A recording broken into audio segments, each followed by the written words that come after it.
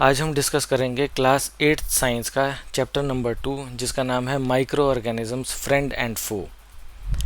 इस चैप्टर में हम ये पढ़ेंगे कि माइक्रो ऑर्गेनिजम्स क्या होते हैं, वो कहाँ रहते हैं, different types of micro organisms क्या होते हैं, क्या माइक्रो ऑर्गेनिजम्स के कुछ बेनिफिशियल यूजेस भी हैं, इस बात को भी समझेंगे, क्या उसके कुछ हार्मफुल इफ़ेक्ट्स भी हैं, इस चीज़ को भी समझेंगे, different types of food preservation methods के बारे में भी पढ़ेंगे, और लास्ट में हम नाइट्रोजन फिक्सेशन क्या होता है और नाइट्रोजन साइकिल क्या होती है इसको भी समझने की कोशिश करेंगे। तो सबसे पहले हम स्टार्ट करते हैं माइक्रो ऑर्गेनिज्म से। तो जैसा कि हम अपने आसपास देखते हैं, बहुत तरह के लिविंग ऑर्गेनिजम्स हमें दिखाई देते हैं जिसमें बहुत तरह के एनिमल्स होते हैं, प्लांट्स होते हैं, लेकिन कुछ ऐसे भी ऑर्गेनिजम्स होते हैं जिनको हम अपनी नेकेड आई से देख नहीं सकते। इन इन ऑर्गेनिजम्स को हम माइक्रोस्कोप की हेल्प से ही देख सकते हैं। तो ऐसे लिविंग ऑर्गेनिजम्स जिसको कि हम माइक्रोस्कोप की हेल्प से ही देख सकते हैं उनको माइक्रो ऑर्गेनिजम्स भी कहते हैं और माइक्रोब्स भी कहते हैं। ये ऑर्गेनिजम्स हवा में, पानी में, सॉइल में और दूसरे लिविंग ऑर्गेनिजम्स के अंदर भी पाए जाते हैं। ये जो माइक्रो ऑर्गेनिजम्स हैं ये यूनिसेलुलर भी हो सकते हैं, मतलब कि इनकी बॉडी एक सेल से, एक सिंगल सेल की बनी हो सकती है। इसके अलावा ये मल्टी सेलुलर भी हो सकते हैं, जिसका मतलब ये है कि इनकी बॉडी मल्टीपल सेल्स की बनी हुई है। अगर हम माइक्रो ऑर्गेनिजम्स की क्लासिफिकेशन की बात करें तो मेनली इनको चार तरह के ग्रुप्स में क्लासिफाई किया जाता है, चार कैटेगरीज में क्लासिफाई किया जाता है। एक को बैक्टीरिया बोलते हैं, दूसरे को फंजाई बोलते हैं, तीसरे को प्रोटोजोआ बोलते हैं और चौथे को एल्गी बोलते हैं। इसके अलावा वायरसेस भी माइक्रोस्कोपिक ऑर्गेनिजम्स ही होते हैं, लेकिन इनका बिहेवियर दूसरे माइक्रो ऑर्गेनिज्म से अलग होता है। इसलिए हम ऐसा कहते हैं कि माइक्रो ऑर्गेनिजम्स के मेनली चार ग्रुप्स ही होते हैं, परंतु वायरसेस भी माइक्रो ऑर्गेनिजम्स ही हैं और ये दूसरे माइक्रो ऑर्गेनिज्म से अलग इसलिए हैं क्योंकि जब ये किसी लिविंग सेल के अंदर होते हैं, चाहे वो सेल एनिमल का हो या प्लांट का हो, तब तो ये ऐसे बिहेव करते हैं जैसे कि ये लिविंग ऑर्गेनिजम्स हो, यानी कि रिप्रोड्यूस करना शुरू कर देते हैं। परंतु जब ये किसी लिविंग सेल के बाहर होते हैं तो ये नॉन लिविंग ऑब्जेक्ट्स की तरह बिहेव करते हैं। तो इसलिए ये बाकी चार ग्रुप से, जिसमें कि बैक्टीरिया, फंजाई, प्रोटोजोआ और एल्गी आते हैं, उससे ये अलग होते हैं। इसके अलावा अगर हम बात करें कि माइक्रो ऑर्गेनिजम्स कहाँ रहते हैं, तो माइक्रो ऑर्गेनिजम्स लगभग हर तरह के एनवायरनमेंट्स में रहते हैं। ये हॉट स्प्रिंग्स में भी रहते हैं, बहुत कोल्ड क्लाइमेटिक कंडीशंस में भी रहते हैं, डेजर्ट्स में भी रहते हैं और मार्शी लैंड्स, यानी कि जहाँ बहुत मडी और मॉइस्ट एरिया हो वहाँ पर भी रहते हैं। ये ह्यूमन बॉडी में और एनिमल बॉडीज़ में भी रहते हैं, प्लांट्स के अंदर भी रहते हैं, सॉइल के अंदर में भी रहते हैं और वाटर के अंदर में भी रहते हैं। तो ये वेरीड टाइप के एनवायरनमेंट्स में रहते हैं। अगर हम माइक्रो ऑर्गेनिजम्स को क्लासीफाई करें तो हम इनको मेनली टू ग्रुप्स में क्लासीफाई कर सकते हैं ह्यूमन पर्सपेक्टिव से। एक ग्रुप को हम कहते हैं कि फ्रेंडली माइक्रो ऑर्गेनिजम्स, यानी कि ह्यूमंस के लिए ये बेनिफिशियल है, इसलिए हम इनको फ्रेंडली माइक्रो ऑर्गेनिजम्स कहते हैं। और दूसरे जो माइक्रो ऑर्गेनिजम्स हैं वो है हार्मफुल माइक्रो ऑर्गेनिजम्स, जिसको पैथोजेंस भी कहते हैं। तो सबसे पहले हम देखेंगे कि ये फ्रेंडली माइक्रो ऑर्गेनिजम्स किस तरह से हमारे लिए बेनिफिशियल होते हैं। तो सबसे पहले मैं बताना चाहूँगा कि ये हमारी हेल्प करते हैं फूड प्रोडक्शन में। जैसे कि लैक्टोबैसिलस नाम का एक बैक्टीरिया होता है जो कि कर्ड, दही बनाने में हमारी हेल्प करता है। हमने घरों में देखा होगा कि हम जब दही जमाते हैं तो ल्यूक जो है वार्म मिल्क के अंदर हम थोड़ा सा कर्ड डालते हैं। इस कर्ड के अंदर लैक्टोबैसिलस नाम का बैक्टीरिया होता है और ये उस वार्म मिल्क में बहुत तेज़ी से मल्टीप्लाई करता है और उसको कर्ड में कन्वर्ट कर देता है। इसी तरीके से हम बेकरी इंडस्ट्री के अंदर यीस्ट का यूज़ करते हैं। ये यीस्ट क्या करता है कि जैसे जब हम आटे में या मैदे में मिला के इसको गूंथते हैं तो ये उसको बहुत फ्लफ़ी बना देता है।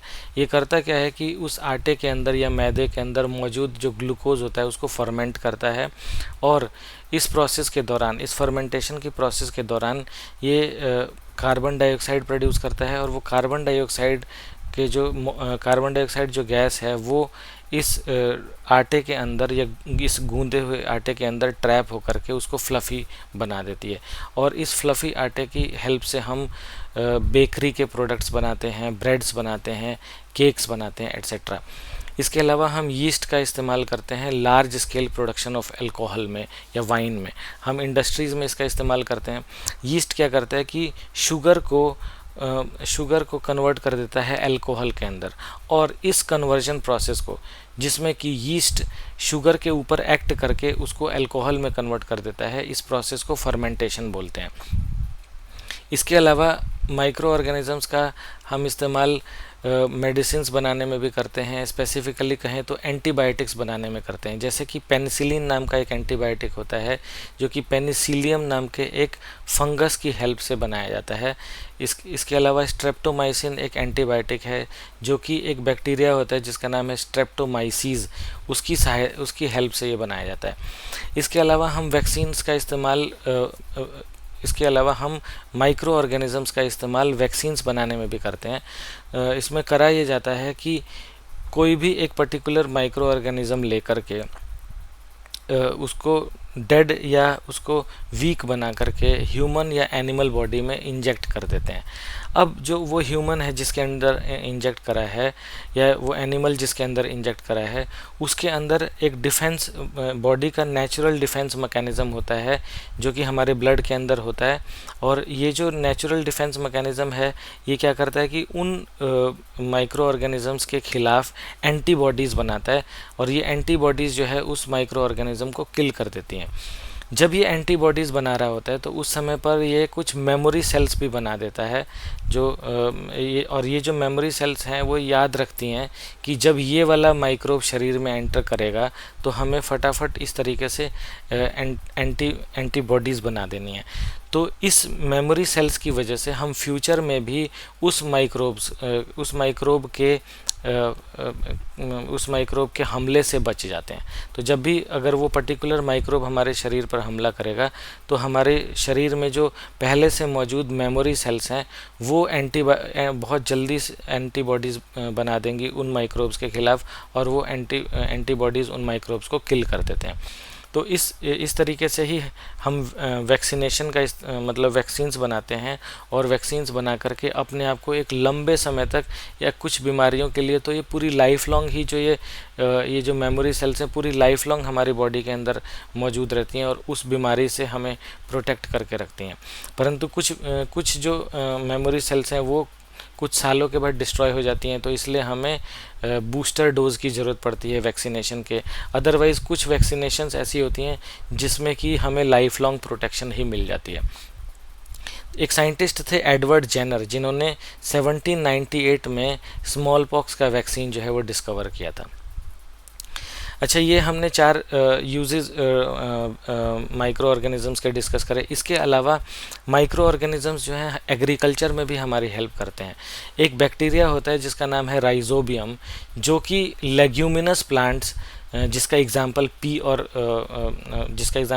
बीन्स हैं, तो मतलब लेग्यूमिनस प्लांट्स के एग्जांपल हैं पी और बीन्स। तो इन लेग्यूमिनस प्लांट्स के रूट नोड्यूल्स के अंदर ये राइजोबियम नाम का बैक्टीरिया रहता है, और ये एटमॉस्फेयर का नाइट्रोजन लेकर के कुछ नाइट्रोजन के कंपाउंड्स बनाता है और इसे सॉइल में मिक्स कर देता है। ये जो नाइट्रोजन के कंपाउंड्स हैं ये सॉइल की फर्टिलिटी को बढ़ा देते हैं।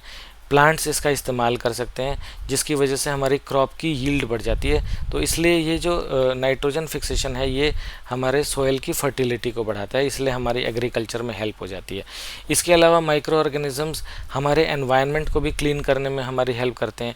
जब कोई प्लांट या एनिमल डेड हो जाता है तो उसको माइक्रो ऑर्गेनिजम्स जो है स्मॉलर नॉन हार्मफुल मॉलिक्यूल्स में कन्वर्ट कर देते हैं, उसको तोड़ देते हैं। सिंपल भाषा में कहें तो उसको ब्रेक डाउन करके नॉन हार्मफुल प्रोडक्ट्स में कन्वर्ट कर देते हैं और उसको सॉइल में मिक्स कर देते हैं, जिसकी वजह से उन नॉन हार्मफुल जो वो केमिकल्स हैं, जो कंपाउंड्स हैं, उनको हमारे प्लांट्स दोबारा से यूज़ कर सकते हैं। तो इस तरीके से क्लीनिंग ऑफ द एनवायरनमेंट में भी ये माइक्रो ऑर्गेनिजम्स हमारी सहायता करते हैं। तो ये तो थे माइक्रो ऑर्गेनिजम्स के बेनिफिशियल यूजेस। इसके अलावा हमने जो डिस्कस करा था कि दूसरे टाइप के माइक्रो ऑर्गेनिजम्स होते हैं जो हार्मफुल होते हैं, उनको हम पैथोजेंस भी बोलते हैं। इनको हम पैथोजेंस इसलिए बोलते हैं क्योंकि ये ह्यूमंस में, एनिमल्स में या प्लांट्स में डिजीज़ कॉज करते हैं। अगर हम कुछ एग्जांपल्स की बात करें तो जैसे ह्यूमंस में ट्यूबरक्लोसिस होता है, वो एक बैक्टीरिया कॉज करता है। मलेरिया है जो कि एक प्रोटोजोआ कॉज करता है। इसी तरीके से एनिमल्स में एंथ्रेक्स नाम की एक बीमारी होती है, फुट एंड माउथ डिजीज़ होता है। तो ये भी माइक्रो ऑर्गेनिजम्स ही कॉज करते हैं, पैथोजेंस ही कॉज करते हैं।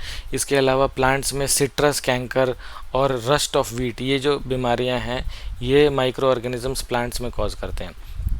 इसके अलावा माइक्रो ऑर्गेनिजम्स जो है हमारे फूड को भी स्पॉइल करते हैं और फूड पॉइजनिंग भी करते हैं। फूड पॉइजनिंग ये इस तरीके से करते हैं कि ये जब हमारे फूड के ऊपर ग्रो करना शुरू कर देते हैं तो वहाँ पे कुछ टॉक्सिक सब्सटेंसेस रिलीज़ कर देते हैं। अब ऐसा फूड जिसके ऊपर इन माइक्रोब्स ने टॉक्सिक सब्सटेंसेस रिलीज़ कर रखा है वो फूड पॉइजनस हो जाता है, और जब कोई ह्यूमन या एनिमल उसे खाता है तो उससे फूड पॉइजनिंग हो जाती है। ये फूड पॉइजनिंग काफ़ी डेंजरस होती है। मोस्ट केसेस में पेशेंट को हॉस्पिटलाइज होना पड़ता है और कुछ केसेस में उसकी डेथ भी हो सकती है। तो इसलिए हमें अपने फूड को प्रिजर्व करना और उसे प्रॉपरली कवर करके रखना, साथ में प्रिजर्व करना बहुत इम्पॉर्टेंट होता है। ये जो माइक्रो ऑर्गेनिजम्स हैं हमने डिस्कस करा कि बेसिकली जो हार्मफुल माइक्रो ऑर्गेनिजम्स हैं, पैथोजेंस हैं, ये बीमारियां कॉज करते हैं। पर ये हमारे शरीर में एंटर कैसे करते हैं? तो ये हमारे शरीर में या तो जब हम सांस लेते हैं तो हवा के द्वारा एंटर कर जाते हैं, या फिर जो हम पानी पीते हैं उसके द्वारा एंटर कर जाते हैं, या फिर अगर हम कोई फूड प्रोडक्ट्स खाते हैं तो उस फूड प्रोडक्ट्स के थ्रू भी वो हमारे शरीर में एंटर कर सकते हैं, या फिर किसी इन्फेक्टेड पर्सन के कांटेक्ट में आने से भी ये हमारे शरीर में एंटर कर जाते हैं।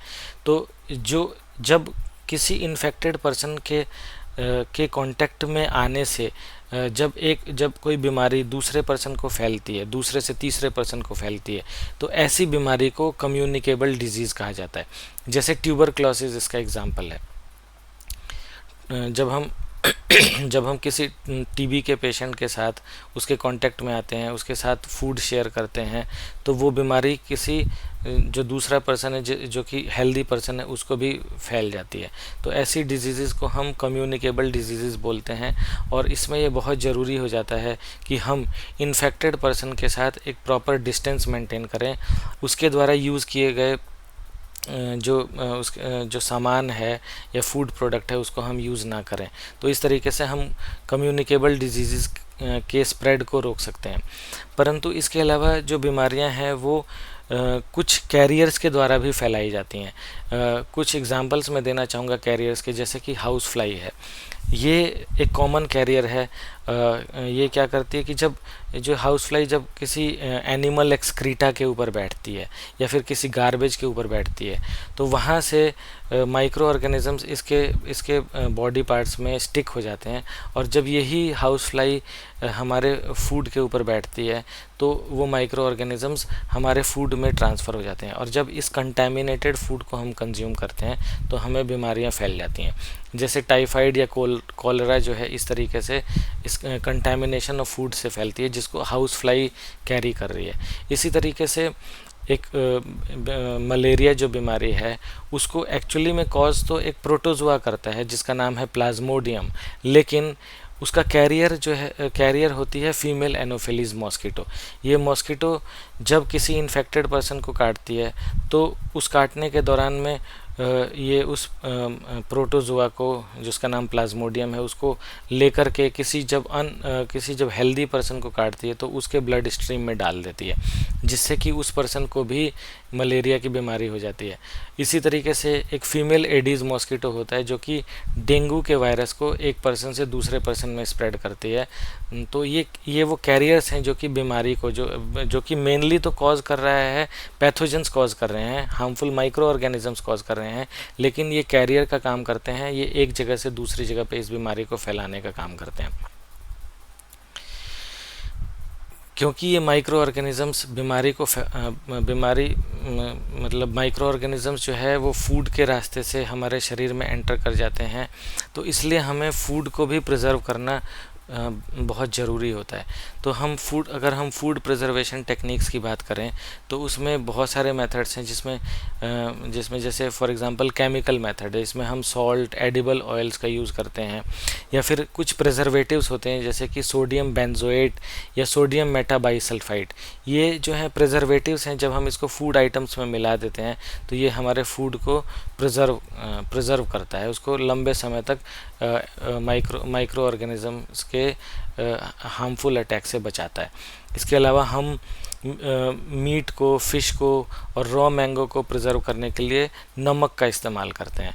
जैम्स और जेलीज़ को प्रिजर्व करने के लिए शुगर का इस्तेमाल करते हैं। तो हम जब इसमें शुगर डालते हैं तो शुगर क्या करता है कि उस जो भी फूड सब्सटेंस है जिसके अंदर हमने वो शुगर को मिलाया है, जैसे जैम, तो उसके अंदर मॉइस्चर का कंटेंट कम कर देता है, जिसकी वजह से माइक्रोब्स वहाँ पे ग्रो नहीं कर पाते।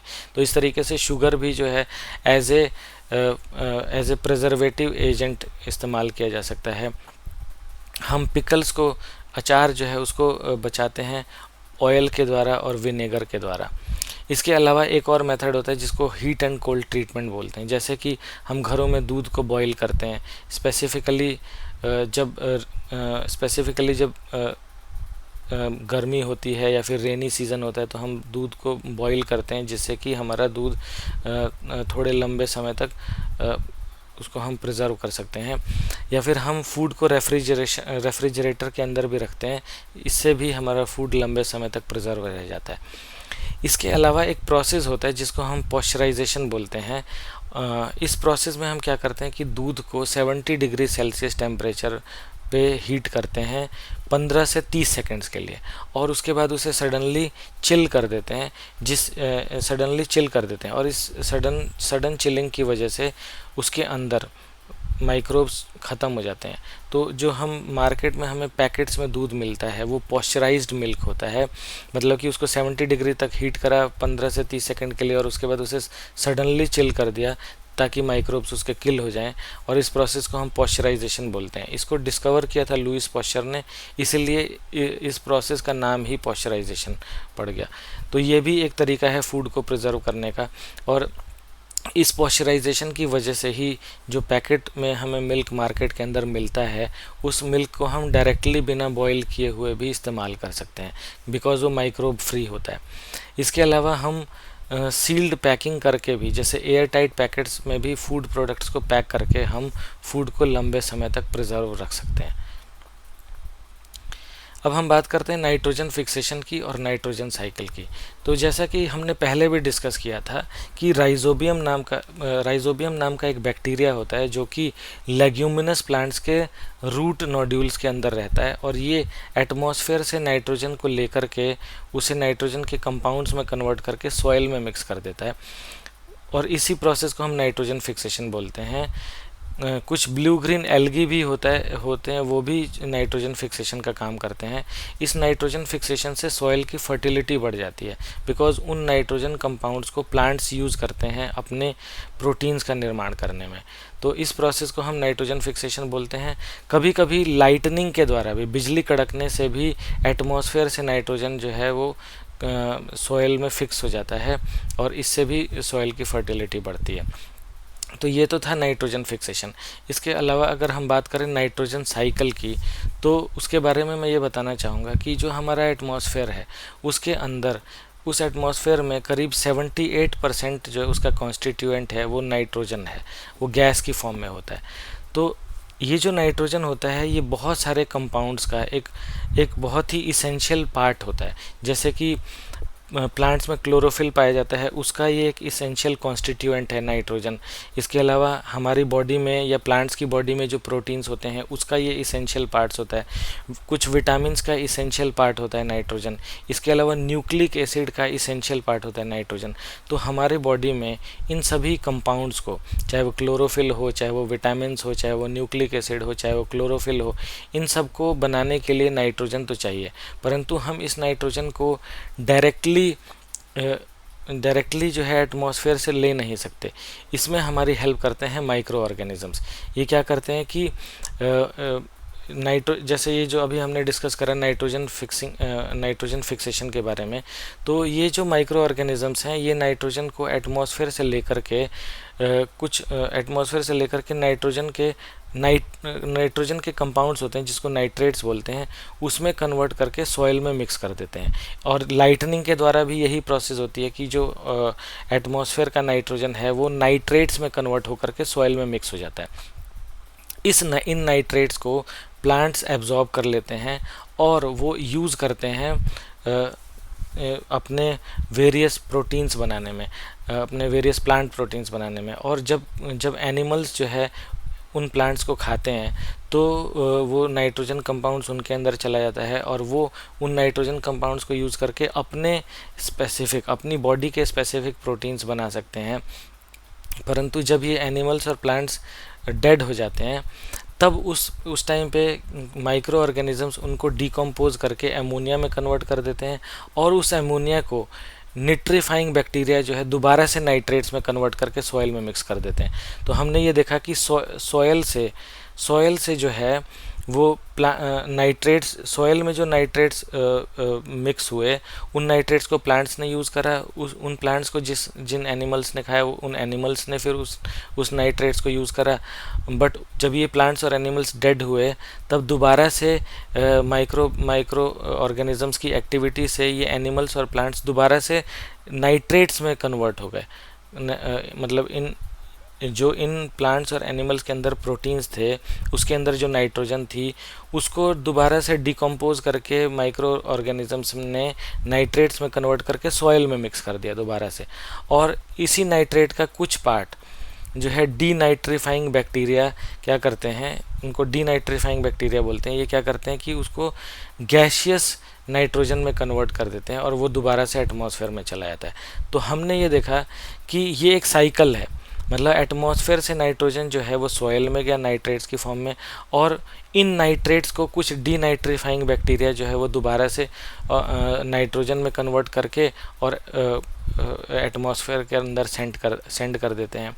और इसी तरीके से कुछ इन नाइट्रेट्स का कुछ हिस्सा प्लांट्स यूज़ करते हैं, फिर उन प्लांट्स को एनिमल्स खाते हैं और फिर उन एनिमल्स, जब ये प्लांट्स और एनिमल्स डेड हो जाते हैं तो दोबारा से माइक्रोब्स उनको नाइट्रेट्स में कन्वर्ट कर देते हैं। तो ये साइकिल एक चलती रहती है। इस साइकिल को ही हम नाइट्रोजन साइकिल बोलते हैं। और इस साइकिल के चलने से क्या होता है कि हमारे जो एटमॉस्फेयर का नाइट्रोजन गैस का अमाउंट है, जो कि 78% ऑफ आवर एटमॉस्फेयर है, वो कांस्टेंट रहता है, वो फिक्स रहता है। तो इसी साइकिल को हम नाइट्रोजन साइकिल बोलते हैं। तो इस चैप्टर में हमने पढ़ा कि माइक्रो ऑर्गेनिजम्स हमारे फ्रेंड्स भी हो सकते हैं, यानी कि हमें कुछ बेनिफिशियल इफ़ेक्ट्स दे सकते हैं कुछ, और हमारे फोज भी हो सकते हैं। फोज का मतलब है कि हमें हार्मफुल इफ़ेक्ट्स दे सकते हैं। इसके अलावा हमने माइक्रो ऑर्गेनिजम्स के रोल को अपने मतलब फूड प्रोडक्शन में, मेडिसिन प्रोडक्शन में, एनवायरनमेंट क्लीनिंग में और एग्रीकल्चर में भी देखा। हमने ये देखा कि किस तरीके से वो हमारे एग्रीकल्चर में सॉइल की फर्टिलिटी को बढ़ाने में हमारी हेल्प करते हैं। हमने ये भी पढ़ा कि जो पैथोजेंस होते हैं, जो हार्मफुल माइक्रो ऑर्गेनिजम्स होते हैं, ये किस तरीके से हमें बीमारियां कॉज करते हैं और हमारे फूड को स्पॉइल करते हैं। हमने डिफरेंट टाइप्स के फूड प्रिजर्वेशन टेक्निक्स की भी बात करी, और हमने लास्ट में ये भी देखा कि नाइट्रोजन साइकिल क्या होती है, उसको हमने डिटेल में समझने की कोशिश की। Thank you very much.